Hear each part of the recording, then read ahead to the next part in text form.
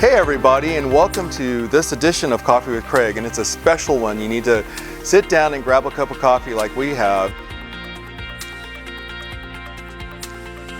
Ryan, can you tell us what's new with Adelaide Pointe? I'd love to hear all the exciting things that are happening here. We upgraded our rock wall to a fishing pier so that the public can walk all the way down into the lake and cast a fishing line. We've created more circulation in the marina. We've actually very recently completely filled up our multi-use building, is what we're calling it. So it's going to be the building that's going to sit on the southeast side of the marina. We have a boat dealership from Chicago representing 2 international Italian brands of yachts. They're also representing a French yacht and boat manufacturer, and then a smattering of North American brands. Are they covering Prestige as well? The Prestige, Serena, Pardo, those are the French and Italian brands specifically. It's a big deal because there is no international, manufacturing dealership or presence in West Michigan at all.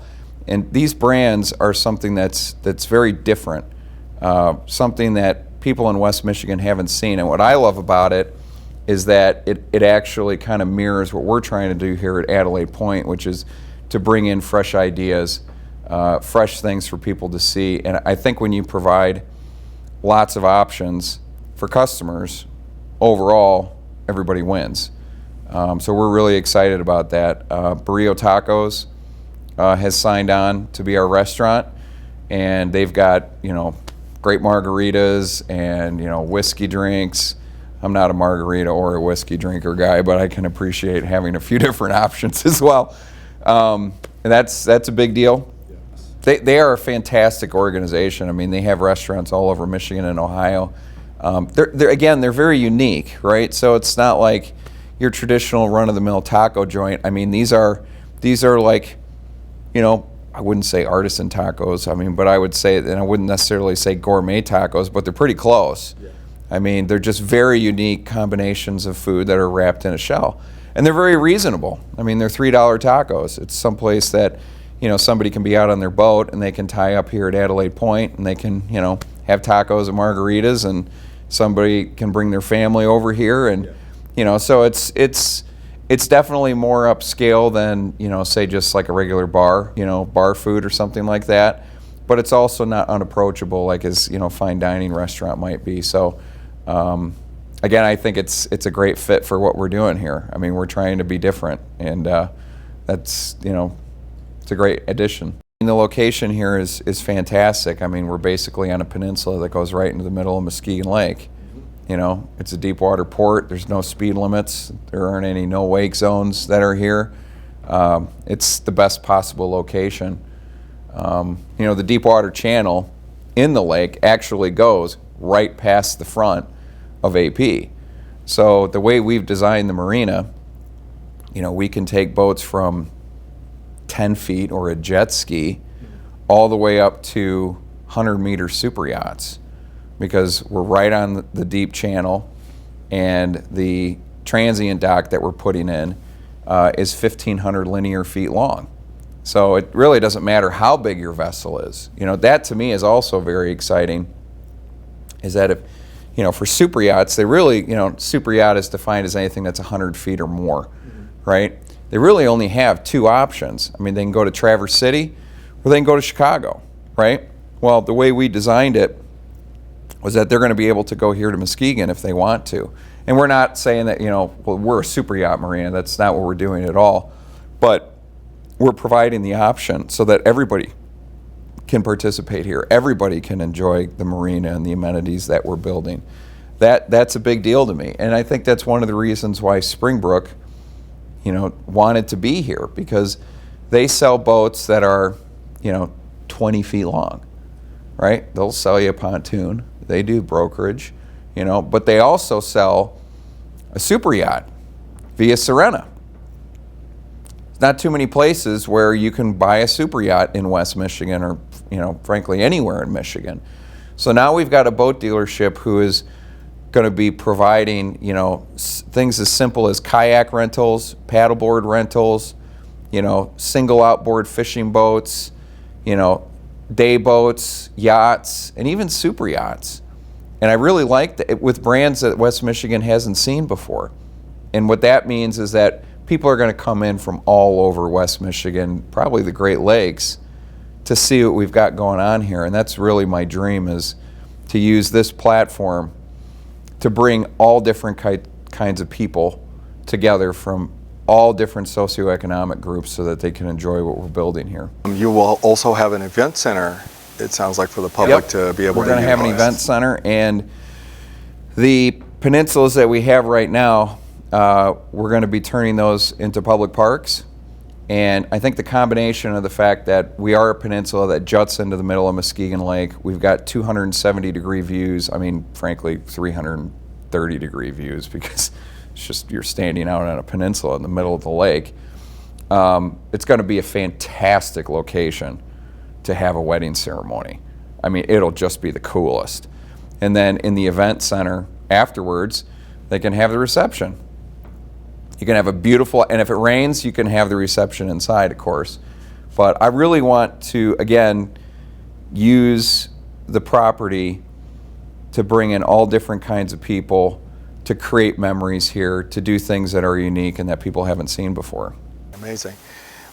So in terms of what was here before, what was here before? And as you move forward, how are things going to get phased in? What do you see happening first that'll start catching people's attention?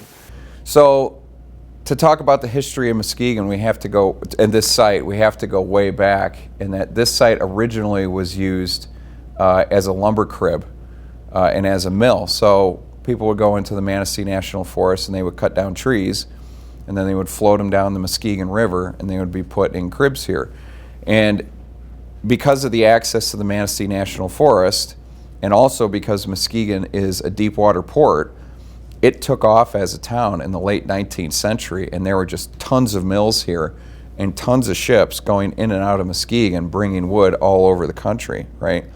Well, effectively, all of the Manistee National Forest was logged out by the early 20th century, and a lot of that activity left. But when there was a logging crib here and a mill, they had these very long docks that went off from the shore, and they were huge, right? I mean, these were hundreds of feet long, and one of them is the Long Peninsula. Oh, okay. There's actually the underlying components of that peninsula are a logging dock from the 19th century, and the same thing with the Short Peninsula. So those peninsulas were actually created by the industrial use here. Now, you will notice that from where we're at right now to the water, it's all land, right? But effectively, the water, the shoreline used to be just in front of this building, and that was all water. When this site was converted into a foundry use in the early 20th century, what they did is that they made parts out of steel. It was a steel casting foundry. And the way that they did that is that they mined the sand on Lake Michigan dunes, Pigeon Hill actually, and then they would bring it over here, they would create the forms, and then they would pour molten hot steel into the forms. It would cool off, they'd crack the sand, and you had this part, right? Well, all the used sand was dumped in the backyard. And so all this land that's created between where the shoreline was and where the marina basin is now, it's all foundry sand. So it's kind of interesting that this entire peninsula, and everything about it, the peninsulas, the fact that it's coming out into the middle of Muskegon Lake, it never would have happened without industry. And so something that, people kind of look at and they're like, oh, well, Muskegon was an industrial town. Well, actually, you know what? The fact that we were an industrial town is what has created something that's incomparable here in West Michigan. So we're actually working with our history to create something, super cool. Ryan, I can't thank you enough for sharing these few minutes with my viewers today at Coffee with Craig. It's been phenomenal spending this time together here at Adelaide Pointe here in Muskegon, Michigan. Thank you. The team has really made this happen, like Roman and Kirk from Fishbeck and Magda from Architectura, and Greg and Mike and Daryl over at Edgewater Resources, and Stu over at GEI, Jason Korb, from Corbin Associates. You got Brent, who's our CM, and you got Adam, this is a large group of people, and the support that we've gotten from, our government partners on this has been enormous. It's been fantastic, Senator Bumstead here in town has just cleared one obstacle after another to help us work through the very difficult, painful, bureaucratic processes of getting permits and, getting things approved at the state level. And, Mayor Gowron and Frank Peterson have been incredibly helpful. Ken Johnson has been very helpful. Leanne and Jake have been very helpful, right? And all these individuals have gotten to the point where they know that they have my permission and my advocacy for them to figure it out, right? So when people aren't afraid to run the clock and incur cost within reason, right? To just get it done, that's the most important thing.